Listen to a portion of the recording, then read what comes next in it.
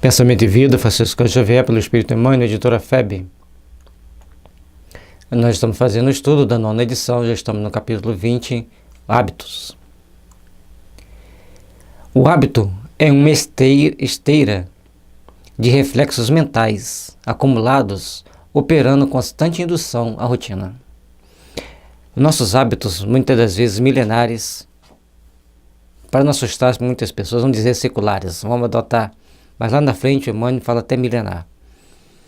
Então esses hábitos a gente vai adquirindo ao longo de existências inteiras, vamos construindo os nossos hábitos, nossas manias, nossas tendências, e isso vai ficando impregnado na nossa estrutura psíquica.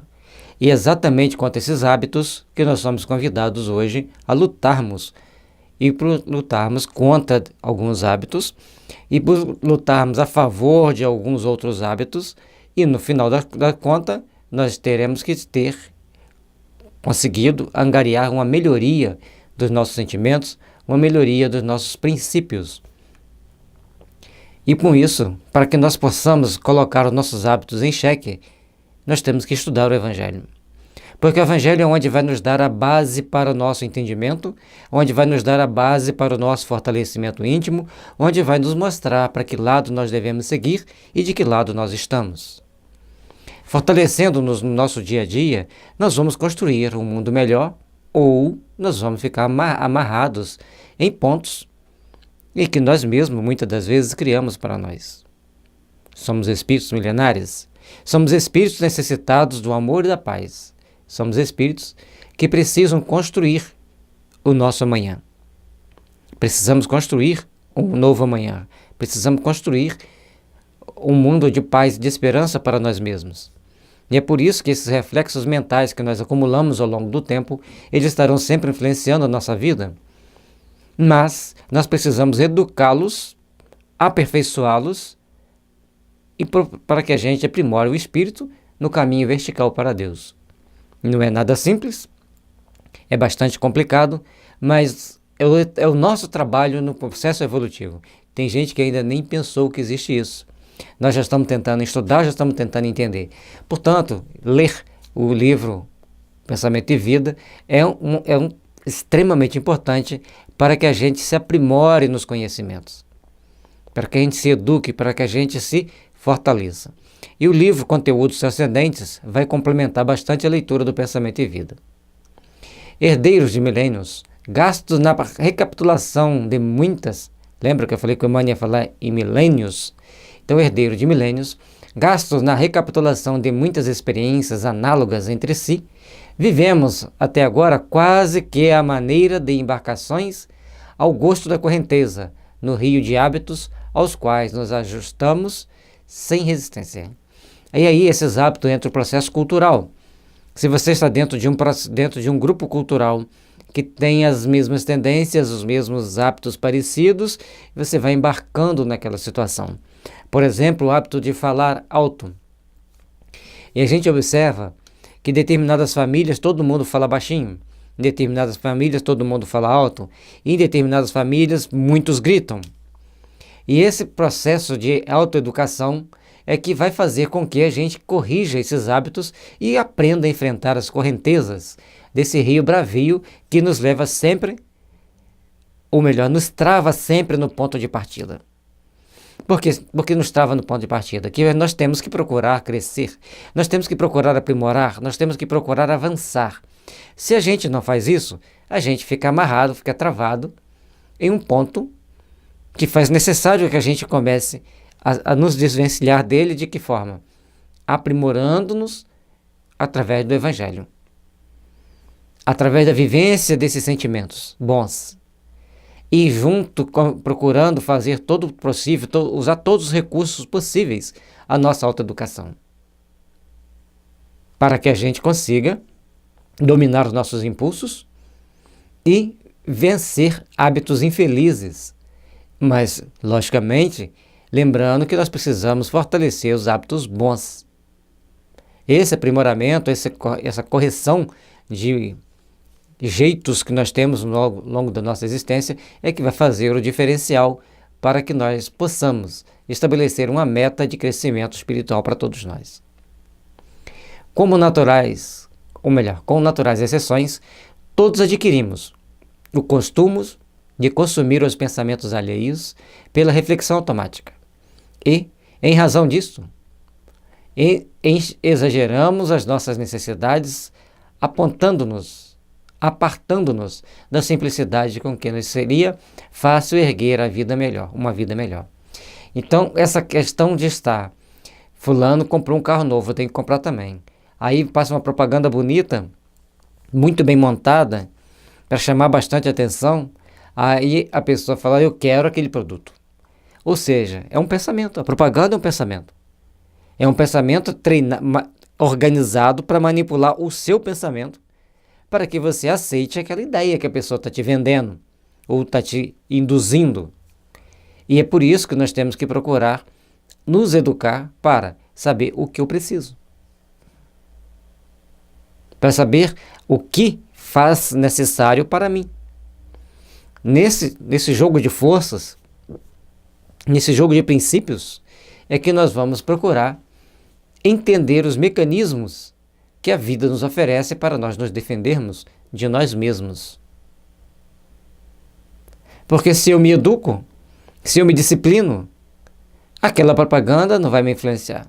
Eu vou olhar, vou achar bonita, mas vai ser só isso. Então nós temos que procurar ver o que realmente nós necessitamos, para não exagerarmos as nossas necessidades, às vezes artificiais e fictícias. O que nós precisamos? Para que nós precisamos? Qual o objetivo? Aí nós vamos procurar fazer os devidos aperfeiçoamentos, os devidos ajustes, para que estejamos cada vez mais em melhores condições.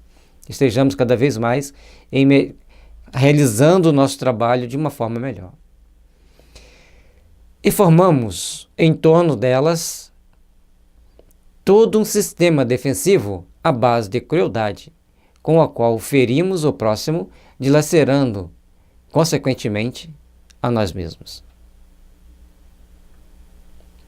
Então, como a gente afasta da simplicidade, que seria mais fácil de erguer uma vida melhor, nós vamos buscar, então, algo que às vezes a gente não dá conta de fazer. E às vezes está fora do nosso alcance. E aí a gente começa a ferir ou adquirir sistema defensivo para justificar aquela ideia que a gente quer e usa até de crueldade.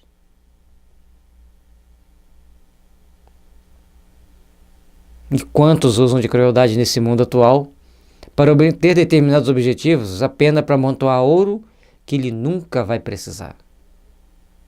E para que ele quer acumular? Para que ele quer aumentar? Para que ele quer tudo isso? Dilacerando, consequentemente, a nós mesmos. Se você vai ferir o próximo, se você vai ferir o seu semelhante, você está ferindo a si mesmo.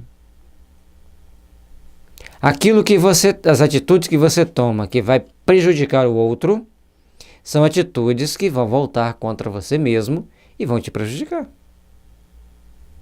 É uma matemática simples, de um entendimento simples, que nós temos que saber observar e saber nos preservar de ações mais complexas, para que a gente não venha a ferir a nós mesmos. Se a gente se fere a si mesmo, nós teremos que reparar em alguma época, em algum momento. Portanto, temos que aprender cada vez mais, nos educarmos, para que as nossas mentes não sofram tantas influências alheias e nós não através dessas influências, nós não passemos a criar atitudes e ações contra alguém, como ele diz aqui, com crueldade. E se a gente age com crueldade, a gente fere, não é o outro, é nós mesmos. Isso que é preciso entender, isso que é preciso elaborar. Estruturamos, assim, complicado mecanismo de cautela e desconfiança, para além da justa preservação, retendo apaixonadamente o instinto da posse, e com o instinto da posse criamos reflexos do egoísmo e do orgulho, da vaidade e do medo, com que tentamos inutilmente fugir às leis divinas, caminhando na maioria das circunstâncias como operários distraídos e infiéis, que desertassem da máquina preciosa em que devem servir gloriosamente, para cair sufocados ou inquietos nas engrenagens que lhes são próprias. Bom, vamos por etapas, são 2 slides, né? Então, aqui a gente está vendo que esse complicado mecanismo que a gente começa a criar de cautela e desconfiança, e aí coloca a justa preservação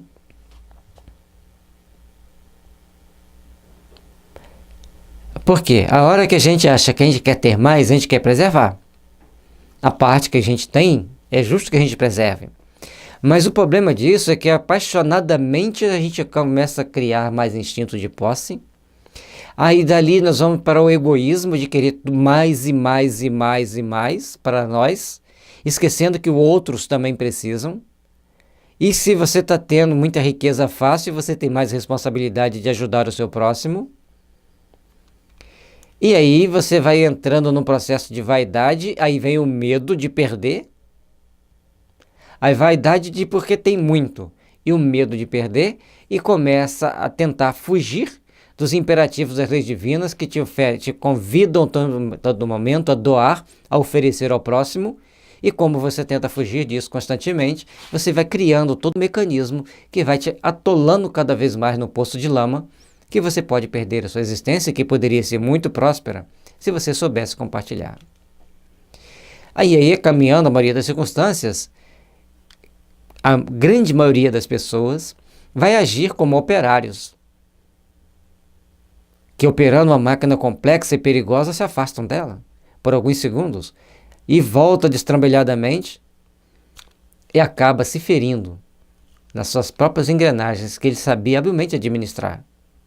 Mas na hora que ele perdeu o controle, por ter distraído, por ter agido com negligência, ao voltar, ele pode ser ferido pela própria máquina. Pode ser engolido pela própria máquina. Ou seja, a nossa oportunidade na Terra, a nossa oportunidade de estar reencarnado, se nós não soubermos mantermos-nos vigilantes, segundo as nossas necessidades reais ou fictícias, nós podemos cair em processos extremamente complexos que irão nos levar a passar por determinadas situações de sofrimento, onde nós mesmos os criamos. E às vezes não é só nessa vida, é em outras, onde nós estaremos reparando nossos erros. Na hora que nós formos estudar o Evangelho, vai vir várias informações sobre isso aí. Nós mesmos estamos criando obstáculos para o nosso desenvolvimento espiritual, para o nosso crescimento íntimo. Então vamos nos fortalecer, vamos estabelecer as nossas bases de entendimento para darmos um novo norte para o nosso conceito existencial. Neste círculo vicioso, vive a criatura humana de modo geral sob o domínio da ignorância acalentada, procurando enganar-se depois do berço, para desenganar-se depois do túmulo. Essa frase é linda. Aprisionada do binômio ilusão-desilusão, com que despende longos séculos, começando e recomeçando a senda em que lhe cabe avançar. Tem uma passagem no livro Faraó Menefitá que chega um dado momento, o personagem chamado Pinehas, ele acorda depois de estar tentando enganar a morte por mais de 300 anos, ou por vários séculos, né, vamos dizer assim. E aí ele olha e fala, porque eu estou preso a essa múmia? Mas cadê meu corpo? Meu corpo é a múmia. Aí ele olha para a menina que ele tinha embalsamado, estava linda, perfeita. Mas ele estava uma múmia, seca. Não passou por nenhum tratamento. Ao mesmo tempo ele se sentia preso àquela gruta, todas aquelas situações. E ele então para e pensa assim, se eu fizer uma prece para os deuses egípcios, eu os traí, porque eu ajudava Moisés. Se eu fizer uma prece para o Deus de Moisés, eu traí, porque eu ajudei os egípcios. Eu vou fazer uma prece então para aquele espírito que chegava para conversar com Moisés. Então ele faz uma prece para Cristo. E Cristo, então, manda que Ísis vá conversar com ele.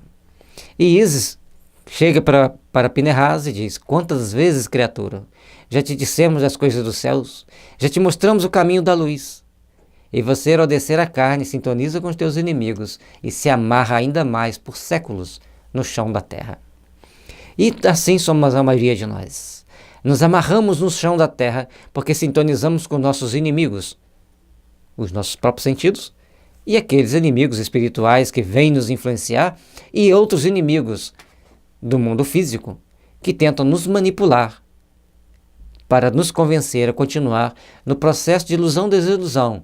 Nos iludimos durante a vida para nos desiludirmos depois da morte, para voltarmos para o caminho da vida reparando erros, ao invés de estarmos edificando acertos.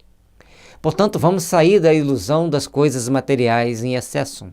Vamos sair da ilusão das posses materiais para construirmos um mundo mais justo, mais real, conosco, para que nós tenhamos apenas aquilo de que realmente necessitamos. E aí, a gente vai encurtar o número de séculos reparadores para ampliarmos o número de oportunidades redentoras para nós mesmos. É um trabalho íntimo que nós devemos fazer. Enganar-se? Para quê? Se nós podemos nos libertar do berço túmulo, trabalhando para a edificação do bem em nós mesmos, para corrigir os nossos inimigos internos, que são o nosso sentido, o que a gente vê, o que a gente ouve, o que a gente sente, o que a gente quer comer, às vezes em excesso. Assim também como nos libertando dos nossos inimigos espirituais, encarnados e desencarnados, trabalhando no bem, evangelizando-nos para melhor irradiar a energia do amor divino que o Evangelho nos traz para alimentar nossa alma. E assim, estaremos construindo a nossa paz íntima, irradiando essa paz íntima para que os nossos inimigos também possam se alimentar, absorvendo essas energias santificantes e podermos todos crescermos em direção ao bem eterno. O trabalho é íntimo e é de cada um de nós. Aprendamos a realizar esse bem, aprendamos a construir esse bem. Não será lícito, porém, de modo algum, desprezar a rotina construtiva. É por ela que o ser se levanta no seio do espaço e do tempo, conquistando os recursos que lhe enobrecem a vida.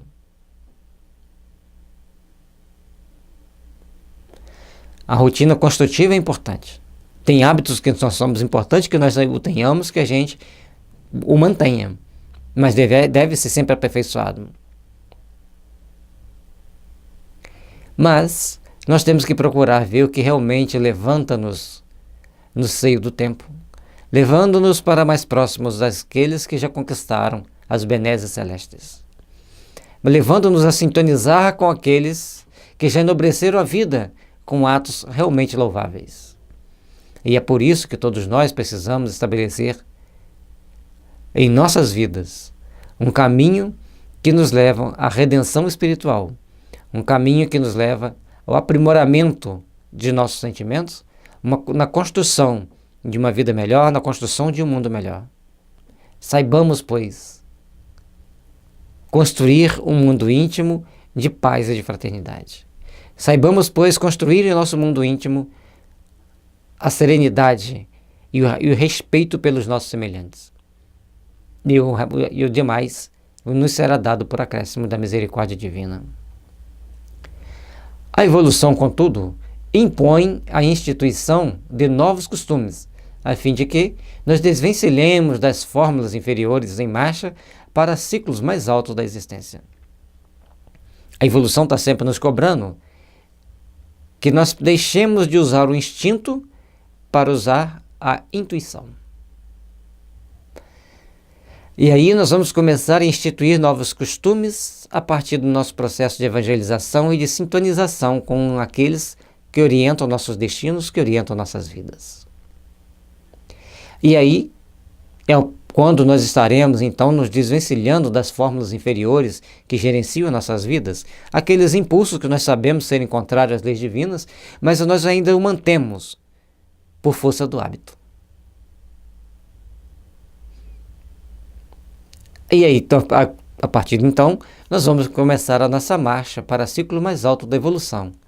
Quando nós começamos todo esse processo de desvencilhamento das nossas sintonias inferiores para buscarmos os nossos propósitos superiores. É importante caminharmos, é importante refletirmos para a grandeza divina, venha nos alimentar a alma, venha nos fortalecer o espírito para logo começarmos a estabelecer as metas que irão nos elevar cada vez mais na proximidade com o Pai, na proximidade com aqueles que nos amam verdadeiramente e que querem o melhor para nós e nos inspiram através do mecanismo da intuição ou até mesmo da inspiração para ações que enobrecem verdadeiramente a alma e que nos levam a nos aproximar do Pai.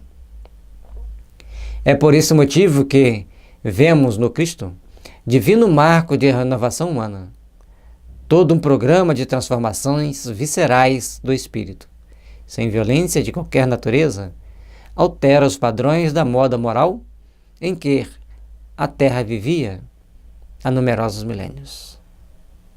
Quando Cristo vem à Terra, ele estabelece um marco antes de Cristo, depois de Cristo. Antes de Cristo era a barbárie sem piedade. Depois de Cristo, ainda que existia a barbárie, mas existe o processo de arrependimento.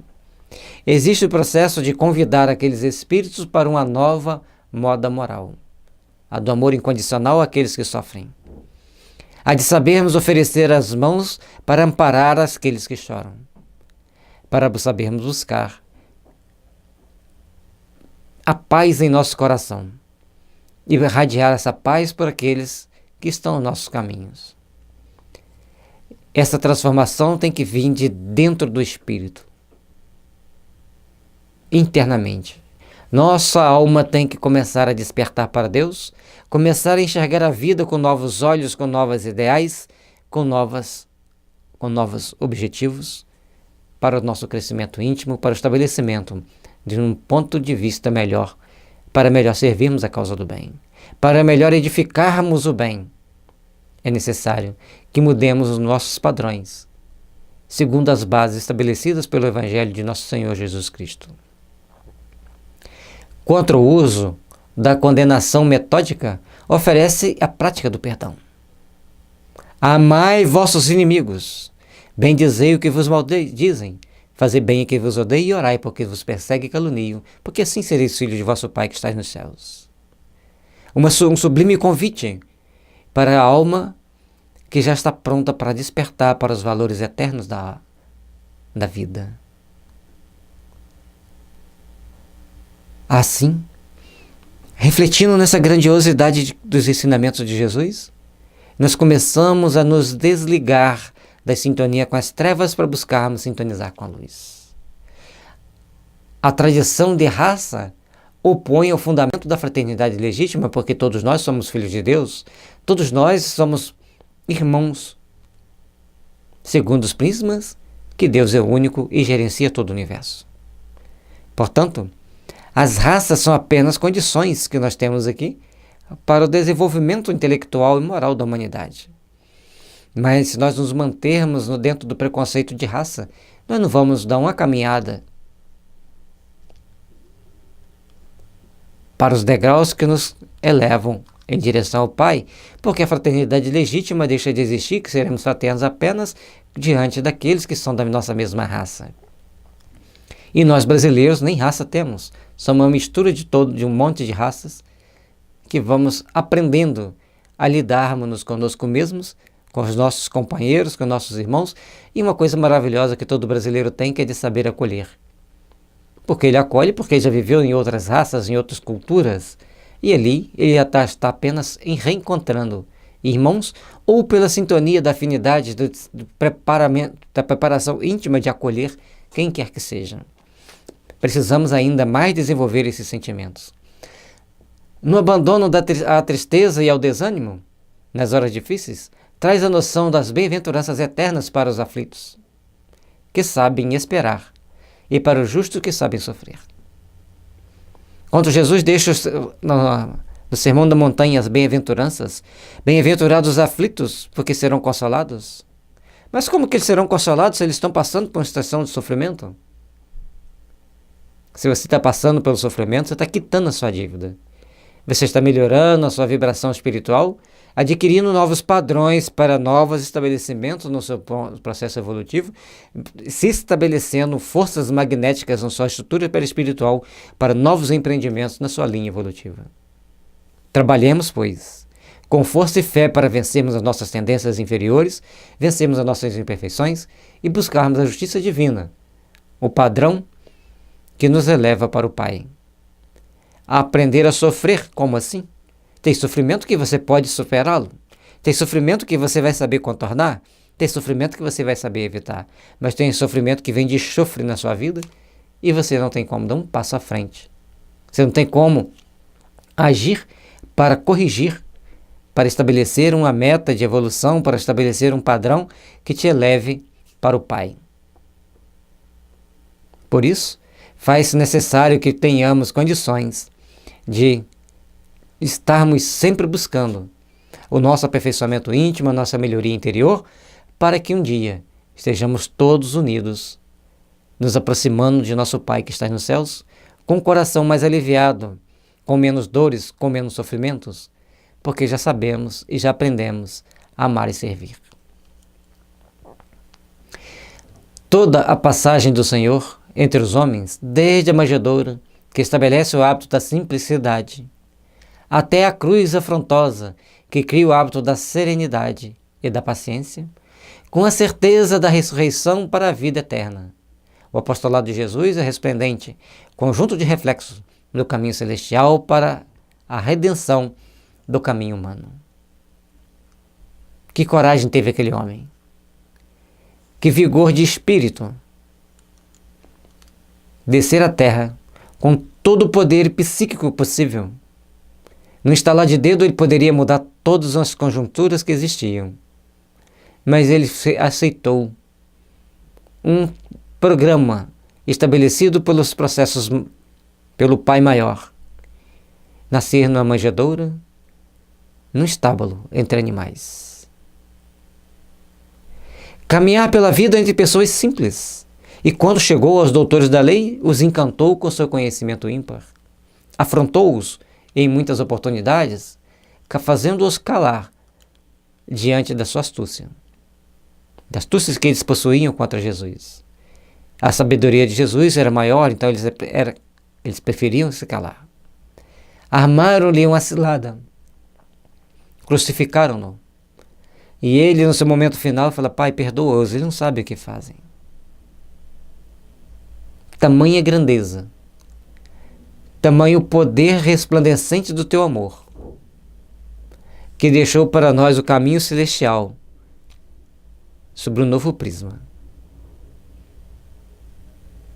O prisma do amor incondicional sobre qualquer situação. E dentro desse amor incondicional sobre qualquer situação, nós podemos obter melhores valores íntimos para conquistarmos um mundo melhor, para conquistarmos melhores empreendimentos espirituais para as realizações que tanto precisamos ao longo da nossa existência. Até agora, no mundo, a nossa justiça cheira a vingança. O nosso amor sabe a egoísmo, pelo reflexo condicionado de nossas atitudes e refletidas nos milênios que nos precedem o hoje. Tudo que nós passamos a agir aqui na Terra é muito mais vingança e egoísmo devido a um reflexo condicionado de milênios. E esse reflexo condicionado durante milênios não tem a reflexão devida. Não paramos para pensar, é justo eu agir dessa forma? Então as pessoas começam a agir na medida das suas forças, com tamanha astúcia, com tamanha falta de respeito, que a gente para e pergunta, por quê? Mas a nossa consciência já responde automaticamente. No passado você foi bem pior. E aí a gente começa a lembrar que a nossa força tem que se mobilizar para o bem. Nós temos que aprender a orar por aqueles que caem, por aqueles que estão no caminho desviado do Evangelho. Nós temos que procurar orientá-los para vir para o bem, para vir para a luz. E para isso nós precisamos estabelecer metas conosco mesmo. de corrigir nossas mazelas, nossas tendências. E se nós cometermos erros, vamos refletir sobre ele. Por que eu errei? Como foi que eu errei? E ao longo da nossa existência, nós vamos estabelecer um padrão de crescimento íntimo para a valorização do nosso espírito, para a valorização dos nossos melhores sentimentos, para a valorização da nossa vida, servindo ao Senhor. Não podemos desconhecer, todavia, que somente adotando a bondade e o entendimento como a obrigação de educar-nos e com o dever de servir, como hábitos automáticos nos alicerces de cada dia, colaborando para a segurança e a felicidade de todos. A humanidade tem que agradecer muito a Emmanuel e a Chico por trazer esse parágrafo para nós. Isso aqui já é algo que transcende a tudo que as pessoas fazem no dia a dia e nos leva a fazer profundas reflexões. Precisamos conhecer, precisamos colocar em nós o valor da bondade e do entendimento. Vamos procurar agir com entendimento e bondade em cada uma das nossas ações. Vamos, com isso, colocar para nós que nós temos a obrigação de nos educar.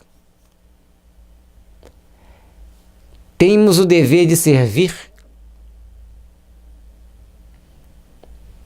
Bondade, entendimento, servir, como hábitos automáticos para o alicerce do crescimento espiritual para uma vida cheia de felicidade e segurança. Bondade, entendimento e servir, o dever de servir. Não adianta você ter bondade e não querer servir, não adianta ter entender e não querer servir. É um tripézinho para você crescer. Adotar a bondade e o entendimento, mas com a obrigação de se educar no dever de servir. Olha que maravilha. Coisa que nós temos que memorizar e colocar no nosso coração, no coração de nossa alma, para que isso se torne hábitos. E hábitos que sejam automáticos para crescermos com segurança e felicidade em direção ao Pai. Ainda mesmo à custa de nosso sacrifício, é que refletiremos em nós a verdadeira felicidade, por estarmos nutrindo o verdadeiro bem.